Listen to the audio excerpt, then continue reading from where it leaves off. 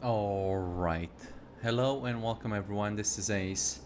In the previous video we ran Shadowfang Keep. It was a very good run. I think we should have done it at level 22 instead of 24 because it was just maybe slightly too easy, especially during one pull in the kitchen there. It was a very close fight. I mean, we pulled the entire room plus some ads who were coming that way, and the bots could barely handle them. And I think if they were level 22, they probably would have died, which is where I think you would have made a difference. All in all, very good run. I was pleased with what I was seeing. The hunter was still top DPS and all that jazz. I did note down a couple of things in the previous run regarding the hunters that remain to be fixed. Namely, the hunter should use men pet in combat. So I have implemented that, and he'll be using men pet at when the pet is below 50% HP. I think that is good enough. Okay, and the other thing was usage for distracting shot. I said that I would try to find a way for them to use distracting shot, but also to consider if by using distracting shot, if they would actually manage to get the threat of said attacker, right? So like get aggro from said attacker. So don't just use it and hope for the best. Instead, use it if you know that by using it you're actually gonna pull aggro of that mob. And they're going to try to use distracting shot on fragile classes. So think about your priest, clothy, healer, and things like that, right? The mob needs to have high health, which means above 75% HP. He cannot be stunned and that sort of thing. I tested briefly whilst looking at the values, and the way I tested is that I attacked a bunch of mobs. I made the hunter attack a bunch of mobs. I just pulled random mobs on the side, and I could see that it wasn't always the case that by him using distracting shot it would go through. So I could see, okay, if he was going to use distracting shot, it would be like 96% threat generated or something like that. And I did say, the way I calculated this is that I looked at the threat of that creature for the hunter and for the fragile class, let's say, and I added the threat generated by distract to the hunter, and then I divided the numbers. Just calculated the percentage there, and I said the percentage needs to be at least 110% if we're talking about melee, that's just game rules, or 130% if we're talking about range. Those are the percentages at which the aggro would change, right? We already know that the the creature is attacking the fragile group member, so we already know that to begin with, so we don't need to do any other checks. Just simply add up the number, divide them, multiply them, and figure out if they are good enough.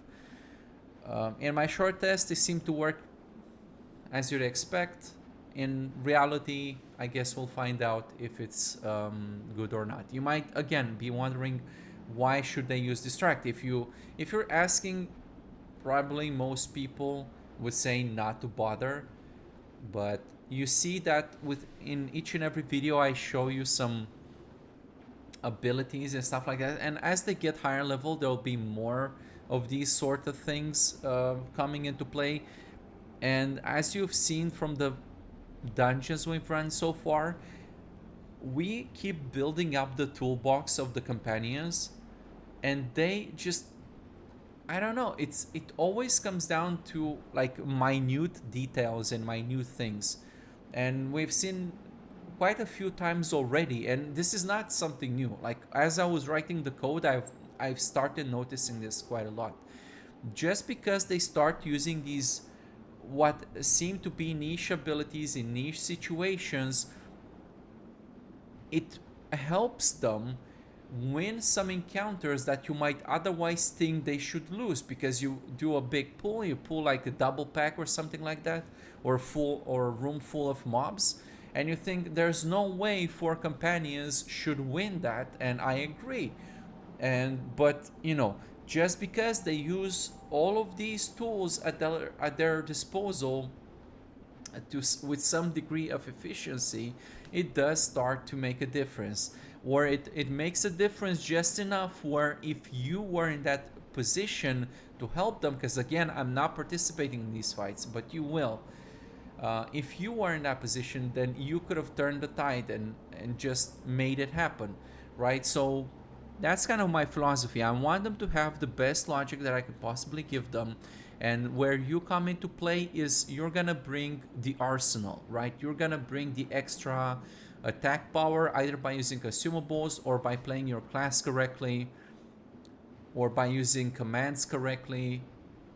Pick your poison, but you can make the difference. And I like this approach. It does seem to work. It does seem to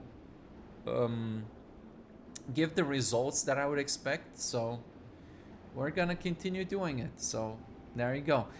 They are gonna use distract in the situation that I described. They're also going to use distract in conjunction with misdirection. So they'll use misdirection, and immediately after they'll use distract. Fun fact trivia about distracting shot is that it generates the highest amount of threat out of all of these spells, with the caveat that if you are like probably towards the end of TPC and you have like stupid high amount of damage, then it's possible that your other abilities would generate more threat. Distract at max rank generates 900 threat, which I guess you'd have to deal at least 900 damage. I mean, sure, if you're well geared and well consumed and all that jazz, maybe you can do it. But you should also consider the fact that this distracting shot is an instant ability, right? So that does matter. It's one thing to charge your aim shot for 3 seconds, and what they do in 3 seconds, one creature could just smack your healer pretty good. And you're doing a distract shot, and guess what? It may just make the difference.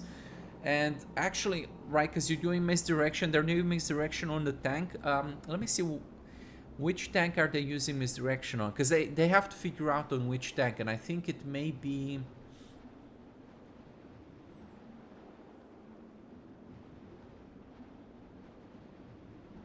I think it's kind of like the first tank they find. I may have to add like a set command for misdirection if I haven't already. That may be a thing that I'm doing. We'll see. We'll see more when we get to misdirection. This is more of an issue in the raid setting rather than, in general dungeons. Because in general dungeons, you're just gonna have one tank, so they're gonna pick that one. But I'll probably have to make a whisper set command for misdirection, so you can tell the hunters which tank they should misdirect on. And yeah, just you open the fight, and whoop-de-doo, the hunter just opens up, misdirect, distract, multi-shot. Actually, multi-shot, each of the hits of the multi-shot, I've noticed, actually do take charges from misdirection. So I don't know, maybe, but nonetheless, it's yeah, we'll see later how that plays out. We are doing Blackfathom deeps. We looked at the hunter, so now we're gonna look at the rogue. The rogue is more like a single target guy. I want to try to compare the rogue with a warrior DPS. That's like usually my standard melee test, I would say. So if they're doing relatively close to each other, I'll be happy about that. So I don't want to have double warriors. I like to have different classes when I'm playing, just because each class brings to the table certain buffs, and if you have two warriors, then they both give battle shout and all the same jazz, so I don't like that sort of thing. I think they synergize much better when you bring different classes. So we're gonna go with the Paladin tank. Um, I guess we can do a Paladin, but again, I just like to combine them. So when we get other healers, we're gonna use other healers. Then we're gonna use a warrior DPS and the rogue DPS. Cool. Let's mark them just to make it easier to keep track of them as usual.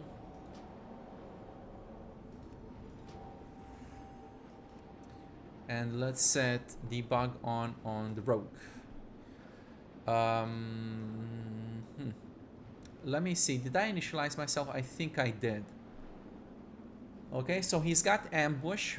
What did he randomize with? So like I told you in a previous video, the rogues are going for the combat talent spec, and they are randomizing what weapons to use. So they could potentially go with swords, they could go with maces, they could go with fist weapons or daggers. So I don't know ahead of time what they're gonna go with, and depending on what weapon they use, their rotation will change to some degree. For example, if they use daggers, then their opener from stealth would be ambush, and they would be using mutilate or backstab, right? But with swords, they'll be doing sinister strike and garrote or something like that, or cheap shot out of stealth.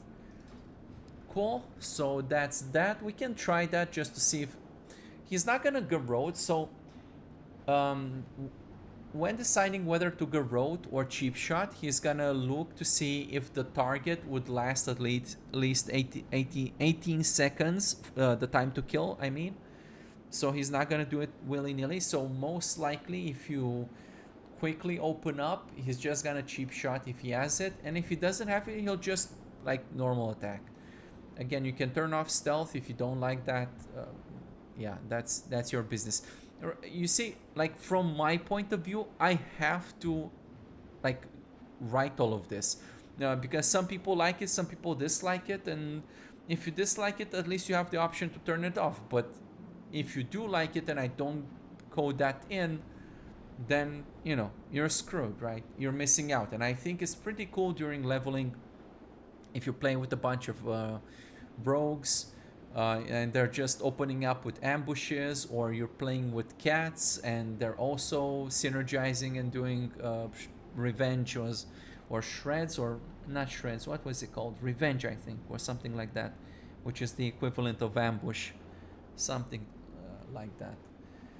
Alright, so he's got backstabs, he's not gonna use that. He's gonna use the well, let's take it one by one. So he's not gonna open up with ambush because he's got swords. He's gonna use eviscerate. I explained in the previous video, either when he's got 5 combo points, and so slice and dice in the order of priority of finisher, slice and dice is number 1.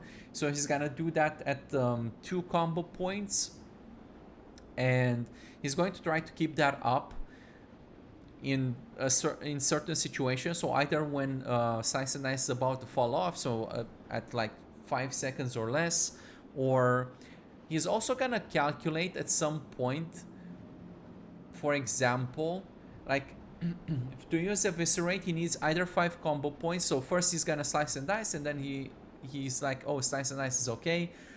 Either he has 5 combo points on this, or eviscerate can just kill the target, right? Like if he's got enough damage on the eviscerate, he's just gonna use it to finish off the target. Again, he's gonna calculate precisely how much damage it does based on combo points, based on armor of the target, based on his AP. So he's doing the actual calculation before he's casting the spell, just so he knows if he's got enough damage. But there's also a situation, for example, I have to pull out the code because I don't remember it by heart. Eviscerate, let's see. There's a situation.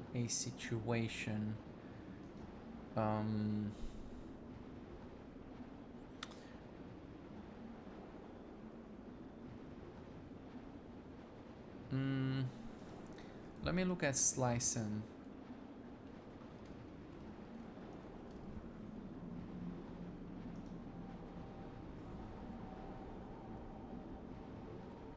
Right, so slice and dice will look at the finisher damage, and this finisher damage can be depending on whether you have eviscerate or envenom. So if you have eviscerate and envenom, they're gonna calculate the damage for both. They're gonna see which of these deals more, so they're gonna take the highest of the two. And then when he goes into slice and dice, he's gonna ask, okay, is my finisher damage doing 2 times more damage than the health of the target? As in, let's say the target has 500 HP and the finisher damage does more than 1000. Then he's gonna elect not to use the finisher, but instead to refresh his slice and dice if the duration he would gain from slice and dice is higher than his current duration of slice and dice. Obviously, if he doesn't have slice and dice, he's just gonna slice and dice. So maybe it's a little bit complicated, but the point is, what I'm trying to do with that is so that he keeps rolling that slice and dice from one mob to another. So he's trying not to waste the combo points. When a target is about to die, he's trying to just make the most out of the combo points. So if his slice and dice is like he just refreshed it and is like almost full duration, then he's just gonna use eviscerate to finish off the target, right? But otherwise, he's going to consider if maybe it's better to spend the combo points on refreshing slice and dice. So slice and dice will be refreshed either at 10 seconds left if he's got 5 combo points, or 1 second left if he doesn't have combo points. The idea is what? If you have 5 combo points, it takes you about 15 seconds to get 5 combo points. That's why I said, hey, if you are at 10 seconds or below, then you're probably not gonna have time to get another 5 combo points in that time window. So you might as well just consider refreshing slice and dice. Or otherwise, if you don't have 5 combo points and you're gonna keep trying to get them until the very last second, literally, and then refresh it. In reality, does it really work that well? Yes, I would say it does work this well. I think I've improved this logic over vanilla, even though in vanilla, like the vanilla code for the rogue is like a million times more complicated because I was very sweaty trying to min-max it. And the vanilla rogues are in fact doing very good damage if you look at the parsings. But yeah, just the code looks cleaner now and it's easier to understand. And in practice, well, actually, you could argue because the rogues are kind of struggling. I don't see them doing very high damage. I don't know. And maybe it's the code, or maybe it's just a matter of reality. I guess we'll look at it and figure it out together. But that's what they're trying to do in the code. So let's not jump the horse about it. They're going to use expose armor against bosses if... Well, there are 2 situations. If they don't have the talent, which they... from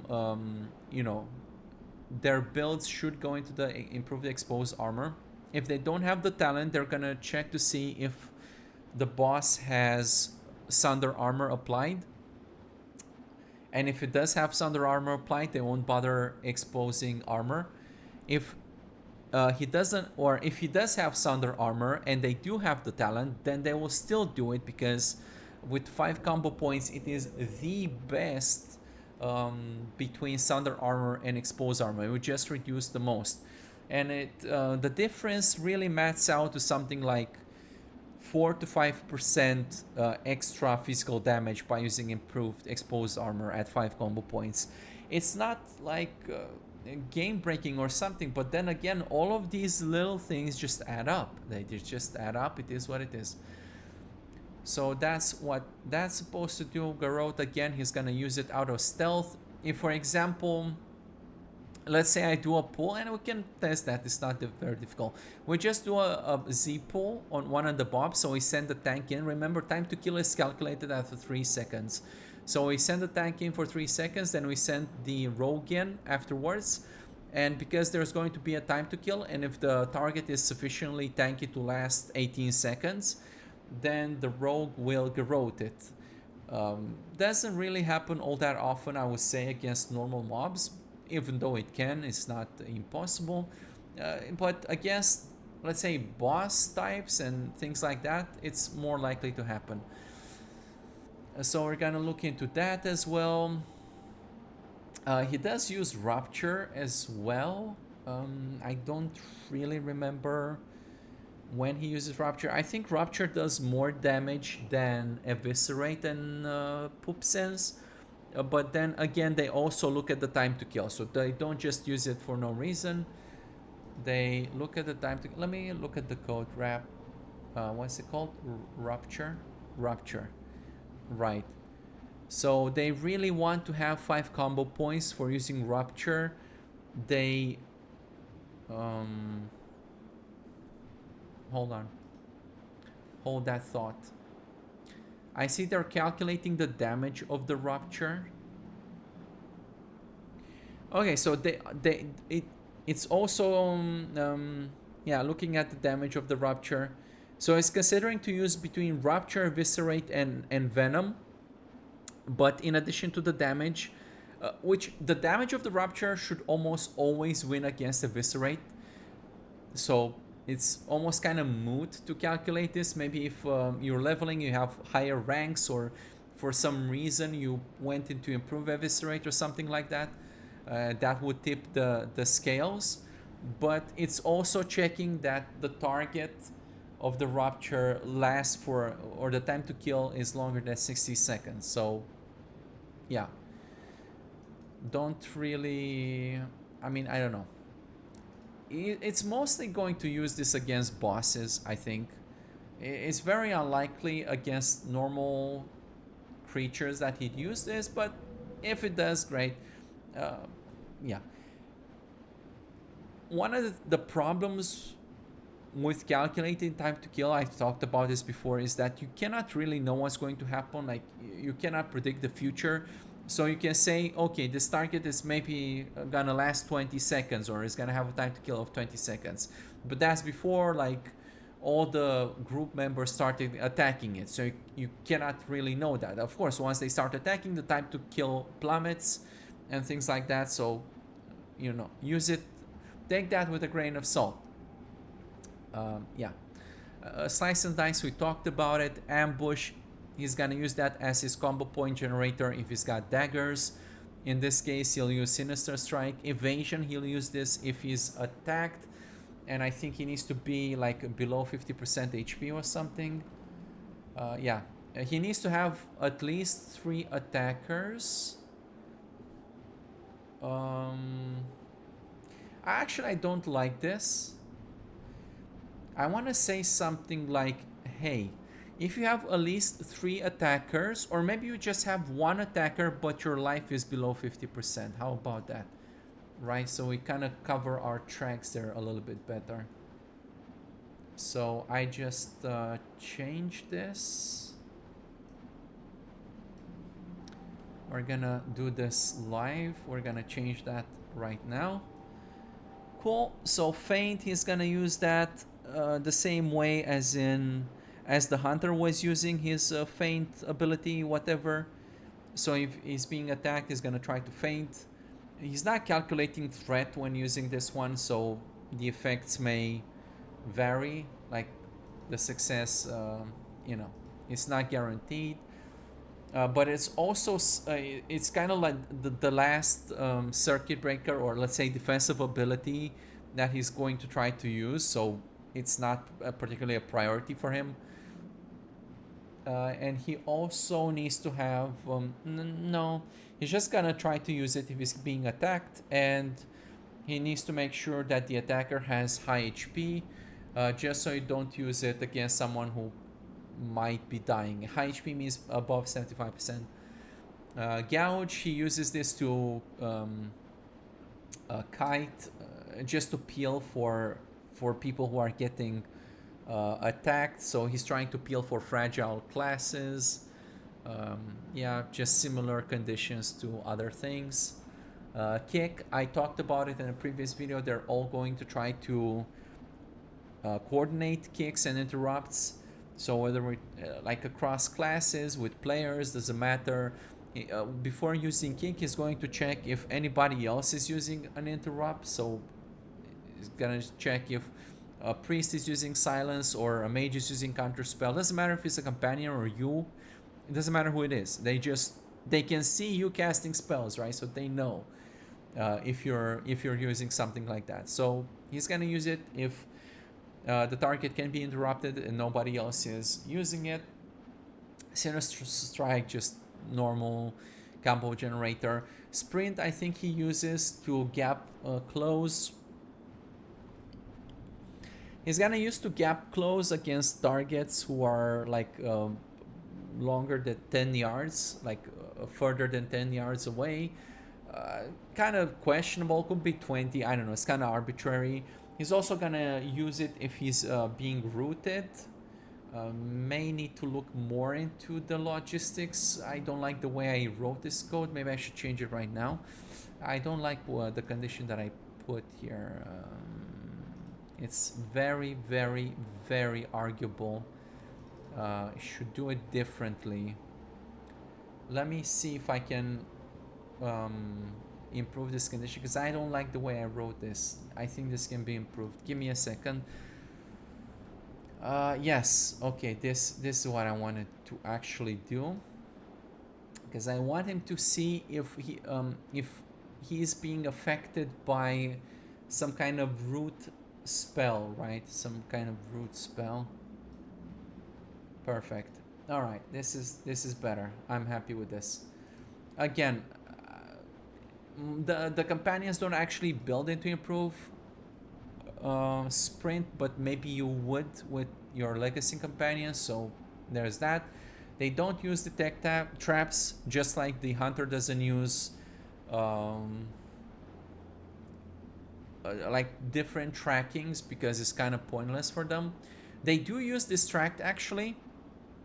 So the way this works is when they try to, I think, ambush or sap or either of these, is trying to approach. I think it's a little bit complicated. It's got a bunch of conditions. Let me see. Distract. So he's checking to see if the target is not already with the back at the rogue, and he's also trying to make sure that the target is not moving, because it could be some yeah, could not work out so well in that scenario. He's also checking to see if the target is not in combat. So if the target has already been engaged by a tank or something, he's not going to use this. The most likely scenario where you'll see this being used is when you send the rogue to sap. I mean, these guys are humanoids, so we can test sap live right now. Yeah, we can do that just to see how it works. Stealth, vanish. I think vanish is being used when he's low HP, or he's being attacked by the boss, and he doesn't have dots on him, and he doesn't have evasion on, or cloak of shadows. Kind of arguable. It's got a very long cooldown, so might as well just not use it willy-nilly. But yeah, that's kind of all he's got, and we can start getting into this and see how it goes. We can test sap right off the gate, because we got lucky and these guys are humanoids. And the way to do this is we set this guy to moon. All companions have moon as their default CC mark. And the way to send him to sap this guy is to right click on him, which normally sends companions to attack, but if the target is CC marked,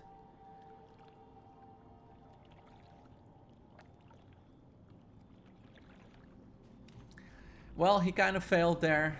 It is what it is. I don't know. I don't expect it to be perfect every time. it's kind of a problem when the monsters are moving around. I'm kind of surprised he didn't use distract. Actually, I was kind of... Maybe it's because the monster was moving. That's, like I said, if the monster is moving, he'll not try to do it.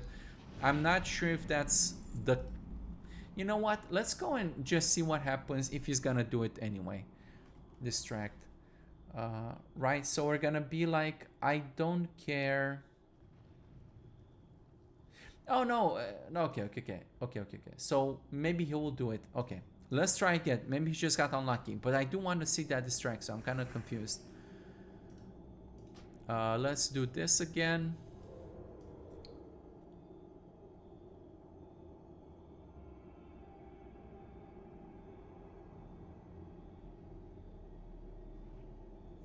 There we go.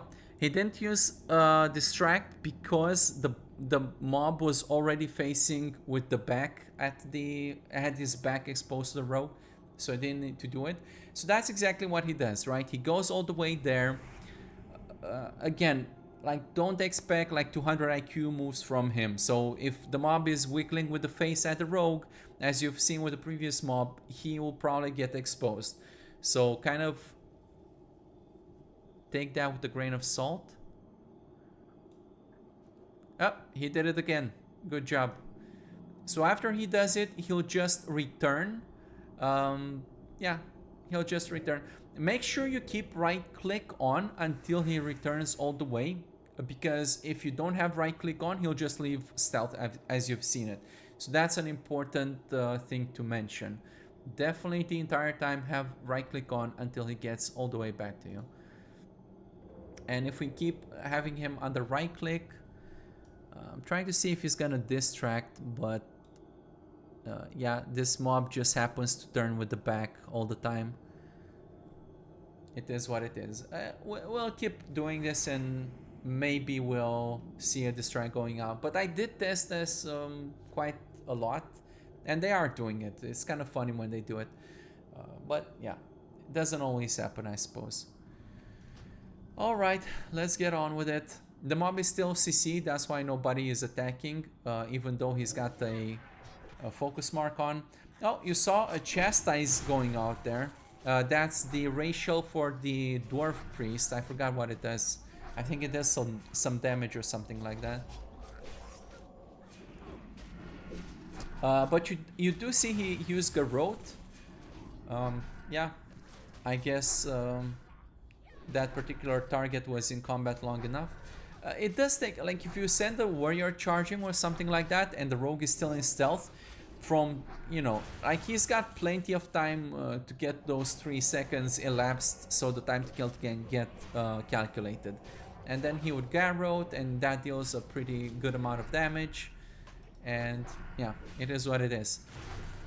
Yeah, he's keeping up slice and dice, as you see. I'm not sure if he's got talents into it. He probably does at this point. Yeah, he does. Precision is very nice for attacking higher level opponents. Is very, very good. He is also going to go into stealth on his own when engaging mobs, but I think I gave him like 20 or 30 yards. I don't remember off the top of my head because I kept going back and forth around it. I guess I can look real quick. Where is it? Where is it? I think okay, I said 30 yards. Again, if you... he's gonna be walking through stealth for a little while, so maybe you don't like that. I don't know. You can deny it. Yeah. But once he's within 30 yards of the target he's trying to attack, then, and he's not in combat, then he'll try to stealth. There are other prerequisite or options. For example, if you're in stealth, even if you're like a night elf in shadow meld or something, and also night elf companions with shadow meld, they will shadow meld if you're shadow melding or you're in stealth or invisible or something like that. So they do that as well. Again, he opened with Garrote, that's fine. As you can see, his damage is good, so I have nothing to complain about that.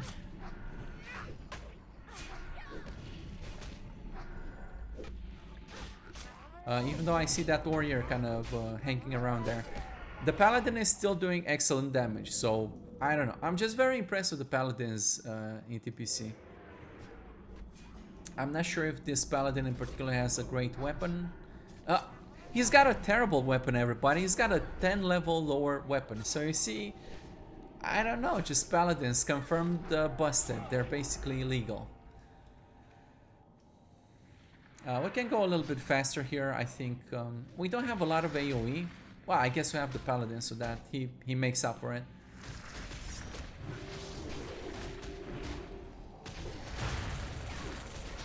But yeah, in any kind of AoE situations, I do expect the warriors to have an advantage just because they do cleaves, and later on they'll do whirlwinds and stuff. So you can see his cleave is already starting to pick up some steam.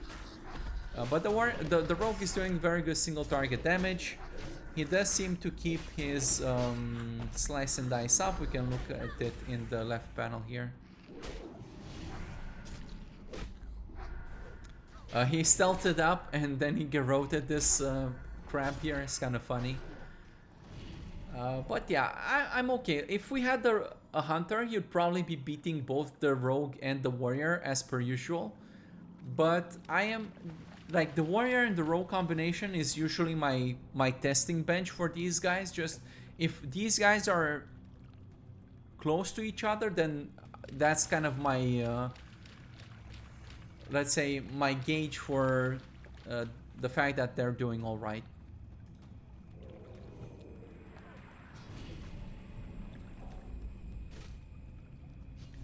Again, he opened up with Garrote, that's fine. Sinister Strike, Stealth, Slice and Dice, right? Because Garrote gives him 1 CP, Sinister Strike another CP, he Slice and Dice at 2 CP. And then he's also using Thistle Tea against bosses or large groups of enemies. I'm not sure how many enemies exactly. He needs to have at least 5 enemies to be using that, or the target needs to be a boss. He needs to have below 40 energy and not have adrenaline rush going on, because adrenaline rush is kind of scary when he uses that, because his energy kind of spikes up quite frequently, so it's a little bit dangerous to use Thistle Tea in conjunction with that. At least that's what I've observed. Alright. A little upgrade there for the priest. I'm not very familiar with all these dungeons. I'm going by memory, so we're gonna go check out over there. Okay. I did say at some point that there was a problem. I saw a warrior being Frost Nova'd, and yet he still continued to move. I looked into that. They're not doing it when I'm testing it, and yeah, but I don't know. It's probably some rare situation. I don't know, some rare bug that is gonna take some more figuring out or something like that.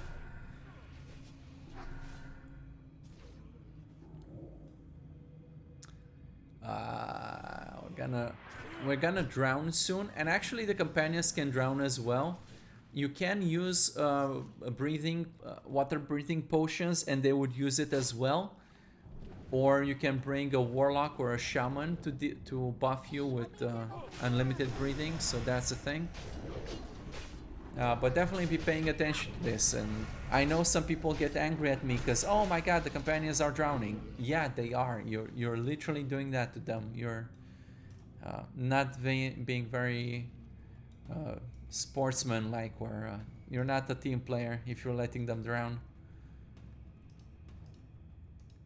Let's just come toggle them out of the water just to get this out of the way. There may be a boss here, I think, maybe at the back. We can probably pull a couple of these. Shouldn't be too crazy.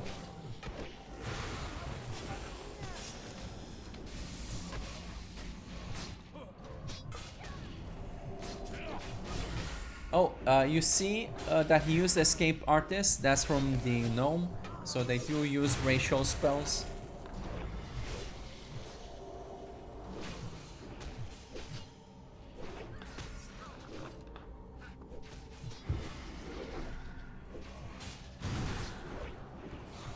another one bites the dust.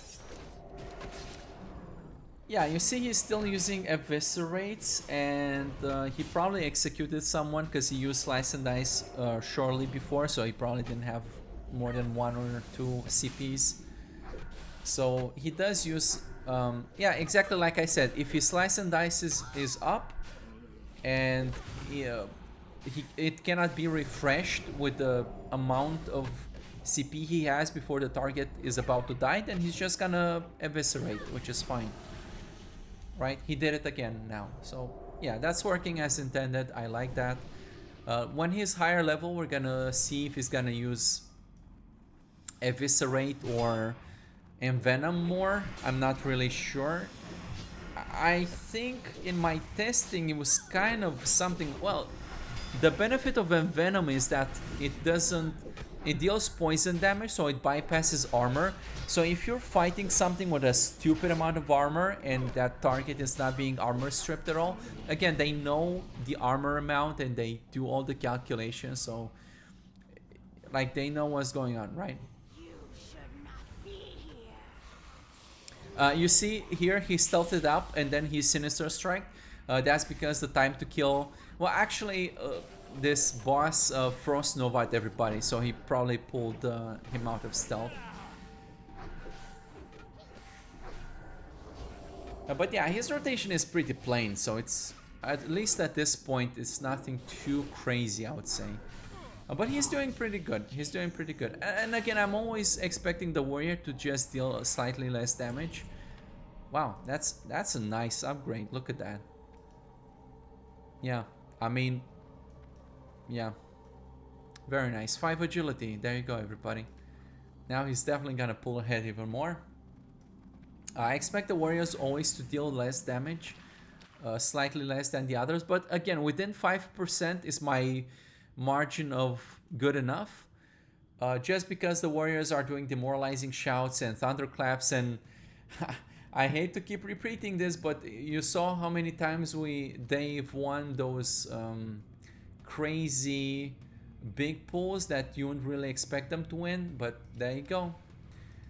You can thank the warrior for that, because yeah, every little AP strip there is making a difference. It's probably why the Paladin seems so crazy, because I keep pairing them with the warrior, so they are tankier. They're not just they already have their very high damage, but they're also tanky just because the warrior makes them look that way. So it's pretty cool. Oh, this is a quest. I shouldn't have come here. Yeah, you need some kind of quest to do this. Obviously, I'm not doing quests right now because it don't matter, yo. Let's get everybody with comp toggle to get them through this part.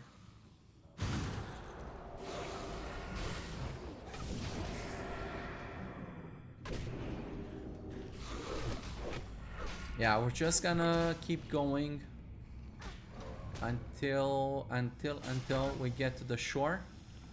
Just gonna pull all these guys together. I hope my guys don't die in the meantime.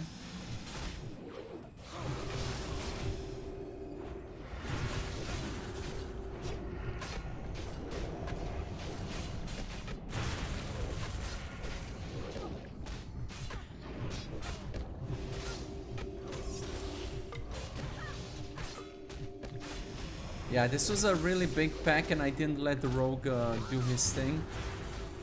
Yeah, it's Frost Novas, man. They can get... Oh, here he did it again. And this time wasn't the tank, it was this guy. Huh. Hold on. I'm gonna write something down because I may have an idea about why that may be happening.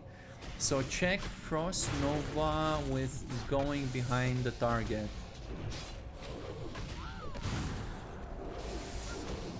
Yeah, I'm gonna check this after the video.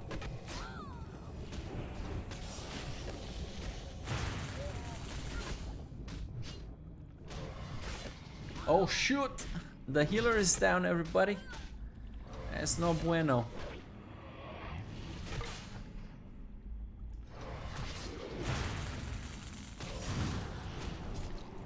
I mean, this warrior is doing some good work here, but yeah, I'm not sure if they can pull it off. Let's try to focus their damage.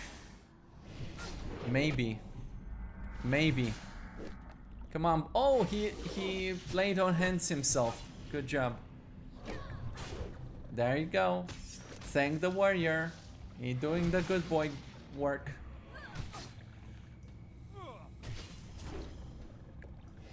Alright, let's go to the shore. I'll just revive them there.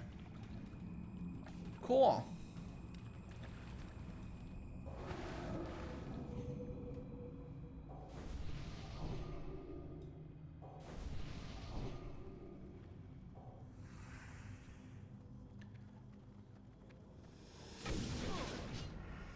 I'm gonna keep pulling big packs just to push them to see if they can handle it.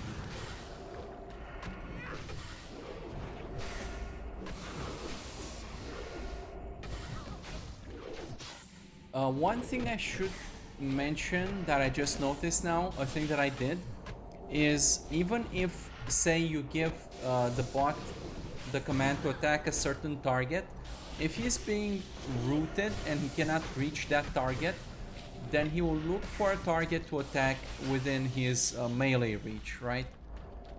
So that's something you should keep in mind, because I saw the rogue now getting rooted, and yeah, he just started attacking what was closest to him.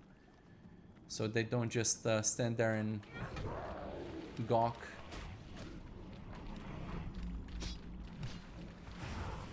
I think the reason why I can see these guys in stealth is because I'm on a GM account. Normally you probably shouldn't be able to see them.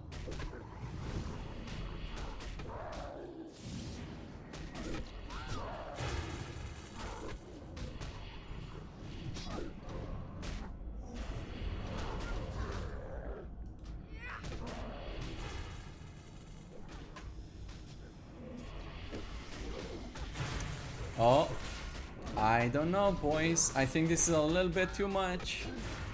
I think this may be it. We may have to do some focus hitting here. Try to pick them up one by one.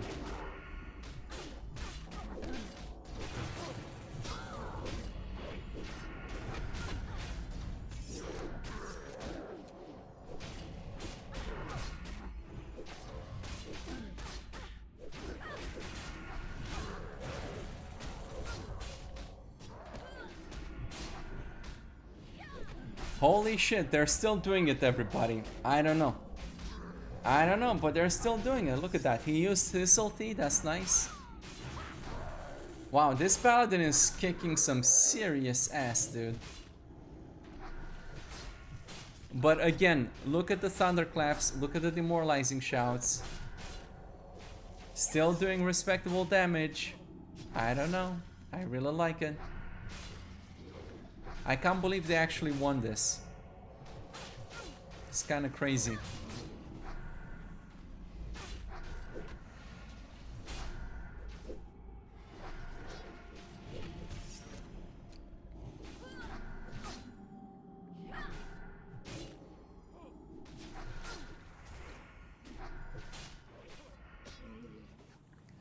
Cool. Great job. I'm impressed.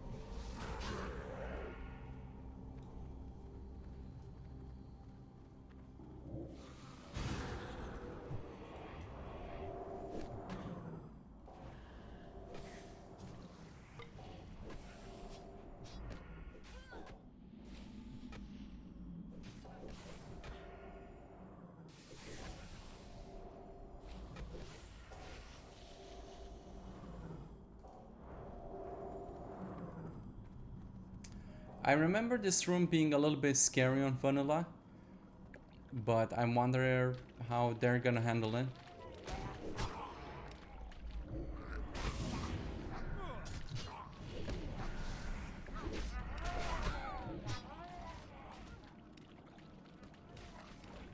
Oh, no, no, no.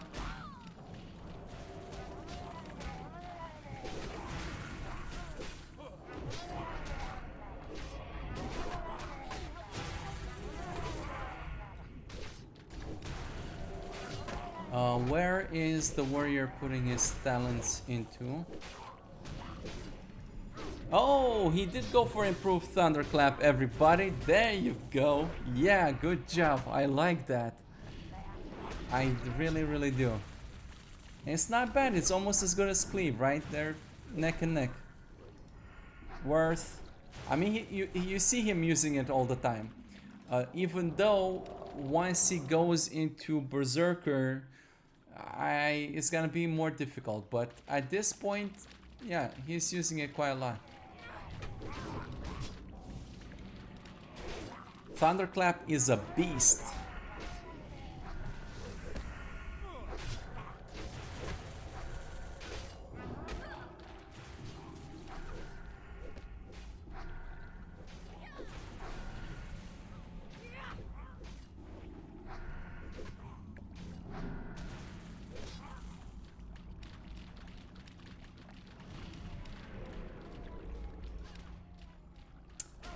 I thought I could get them. So you see, he Blessing of Protection the warrior, because they're like one of the conditions for Blessing of Protections is if you're squishy and you're being attacked by the boss. So he Blessing of Protection the warrior, and you remember that I said if you're like a melee DPS and you're above 75% HP, then just cancel it right away so you can attack, and that's exactly what he did. Beautiful. Very nice reaction there, everybody. Me gusta.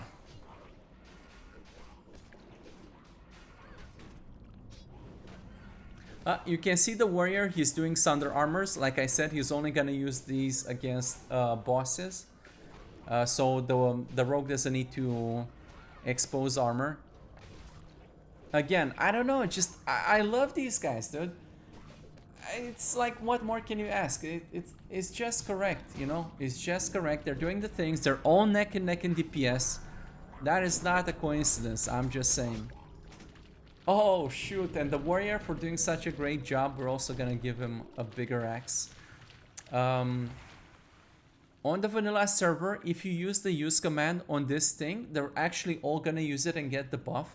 I'm not sure if I allowed this on the TPC or maybe I didn't do. Oh, it does work. Cool. All right, there you go, everybody.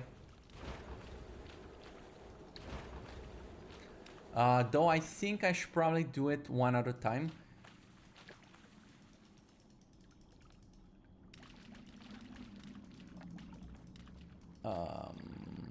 This guy's not getting it though. Let's try this other guy. I don't know, it's always been something strange about this thing. Oh, it doesn't give it anymore. Is it like just one person who gets it? I don't get it. I don't know, strange thing. But maybe just because I tried to use it with all the bots at the same time, it kind of bugged it out. I'm not sure, don't quote me on it. But, yeah. Oh, look at that. So intellect by 5, spirit by 5. Pretty nice. Pretty good. Let's just pull everybody here.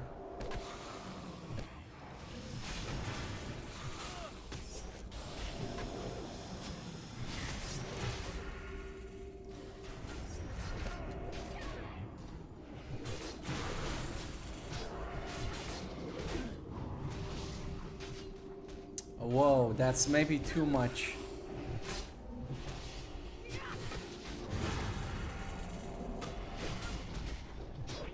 You see, so even though his focus mark was on this other caster guy, just because he's rooted, he just tried to attack somebody who's in actual melee range. Good stuff, everybody. Good stuff indeed.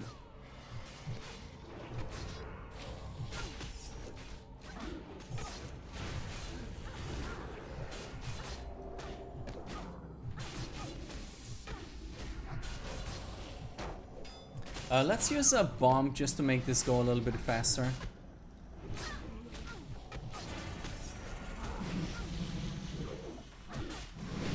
There you go. Yep. Let's go, boys.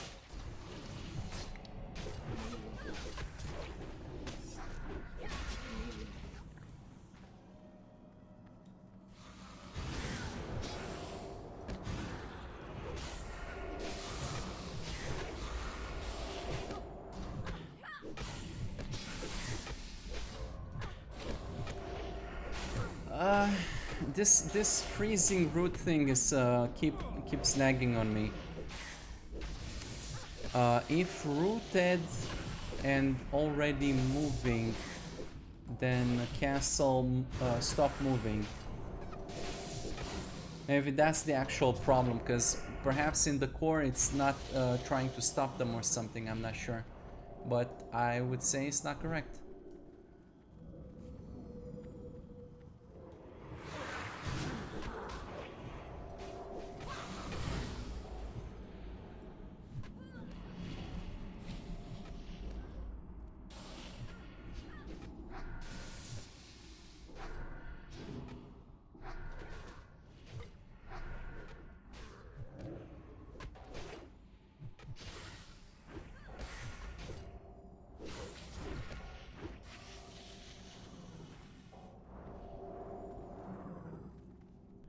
Let's make use of CC a little bit more just for funs.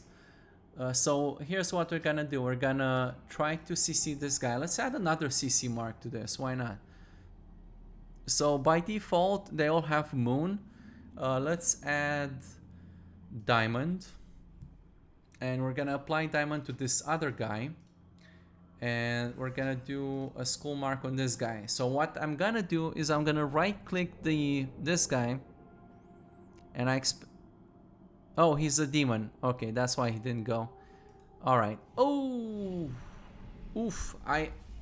Yeah, that was not a diamond, everybody. That was the wrong mark.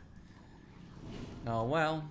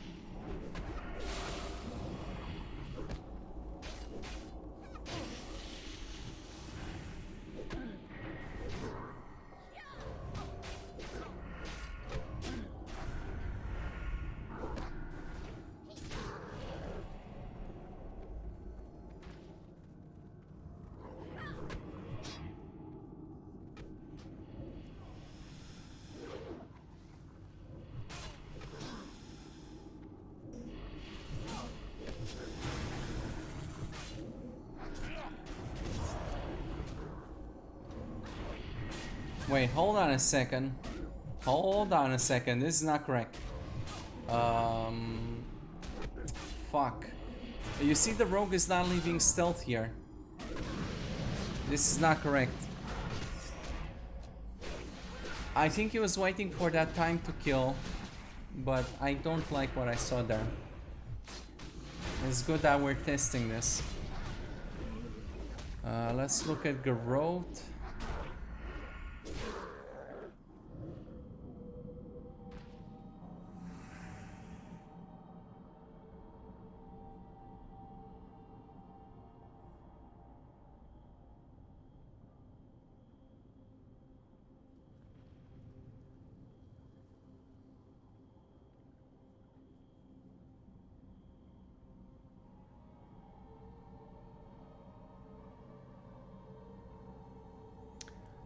I'm kind of confused though.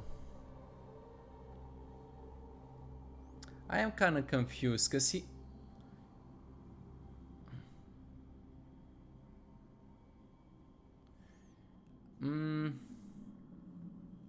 I don't know what to say about this one. He should have just auto-attacked, I think. So I'm not sure why he's not. I'll need to debug this a little bit deeper if it happens again.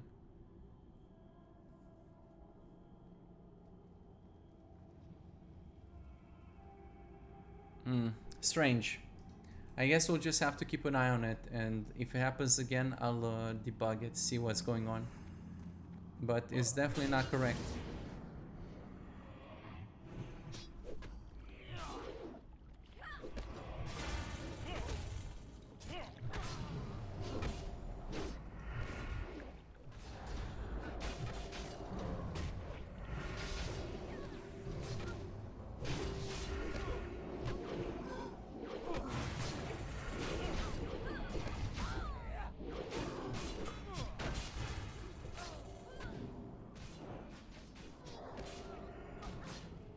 Oh, did you see that, everybody? The warrior just used Mocking Blow on this guy because he was attacking the rogue. Did you see that? I'm telling you, it all adds up, everybody. Little by little, because the warrior's got mail or plate and the rogue's got, you know, he's squishy. So it just makes sense. And from there, the tank can come and taunt off again off of the warrior, so it's not a problem. But the warrior can take a hit or two as opposed to the rogue. So that is some preem stuff right there. Me liking.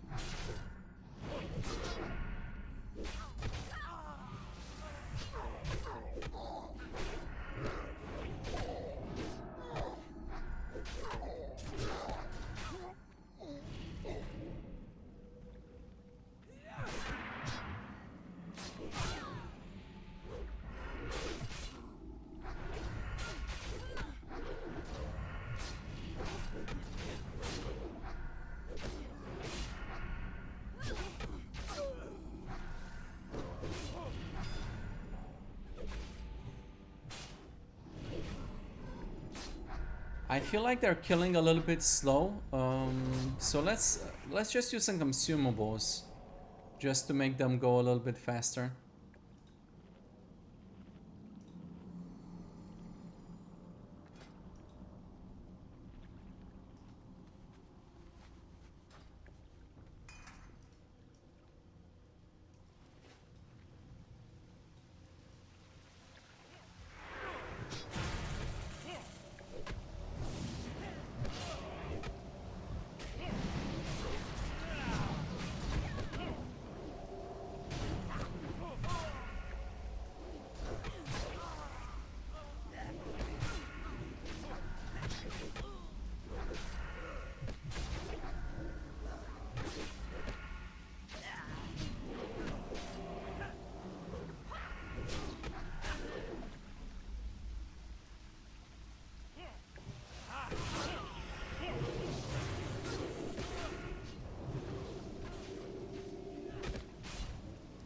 Let's try to line of sight to get that Aquamaster in here.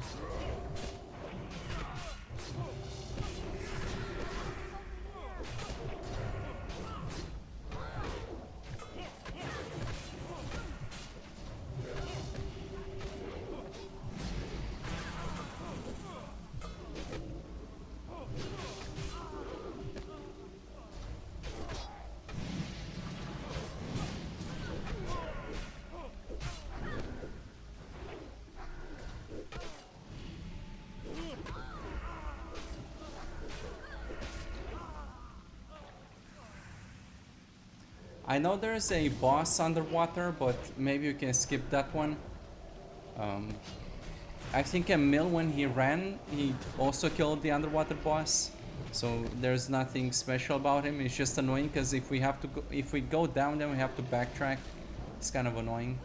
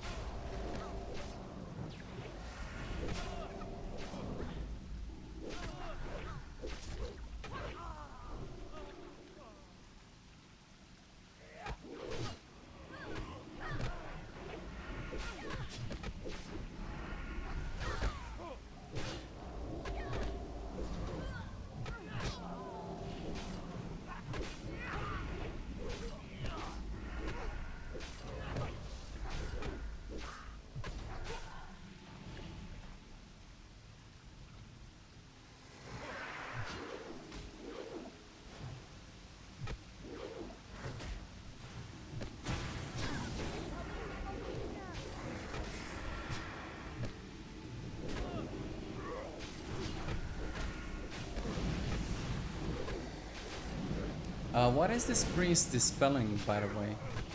I see he is dispelling a lot of things. What is that? Chill, Frost Nova, and Frostbolt? Not the greatest, but yeah, that sort of dispelling is a low priority anyway, so it's not like he would be doing something else very important.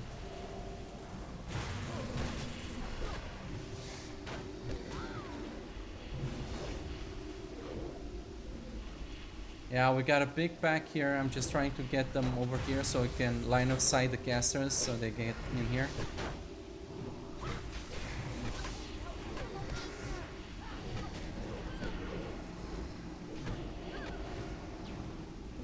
Come on!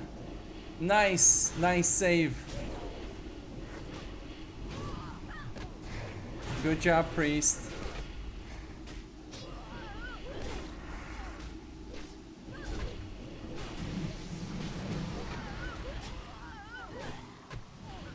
Man, those bombs definitely come in handy. Nice. Well, they handled that pretty well. I'm not sure if we can skip killing these guys. It's probably not a good idea.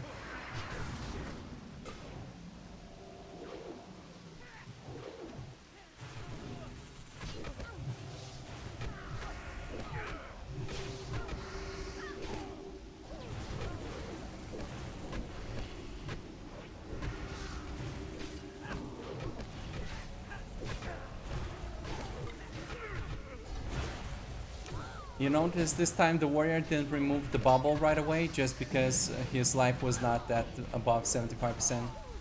Oh no, the tank died. No, what happened? Whoopsie daisy.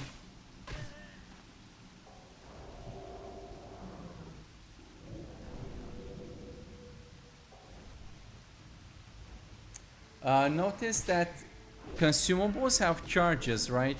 So if you use consumables, you give them a charge and they'll keep using it until they die. And because the tank died, he has lost the consumables. So you have to do your best to try to keep your party alive. Who dares disturb my meditation?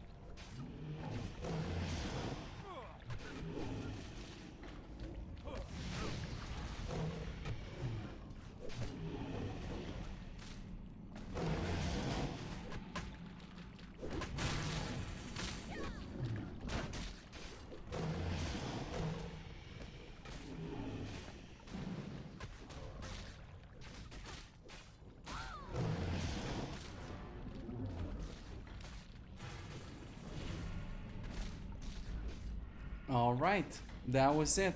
BFD, pretty smooth, pretty easy.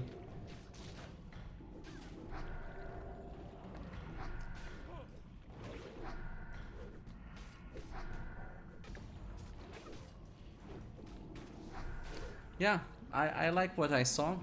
The damage is very, very close. I think they did pretty well. They handled some big pulls quite well. Not much else to say. I have nothing to object. Some weirdness. Let me put it on the to-do, just at least to keep it in mind. Rogue was stuck in stealth, not attacking. Maybe check Garrote at level 24. So that was the one weirdness I noticed. And the one weird thing about the moving whilst being rooted by the Frost Nova. But apart from that, I don't know. Good times. That was it. Thanks for watching, everybody. See you in the next video.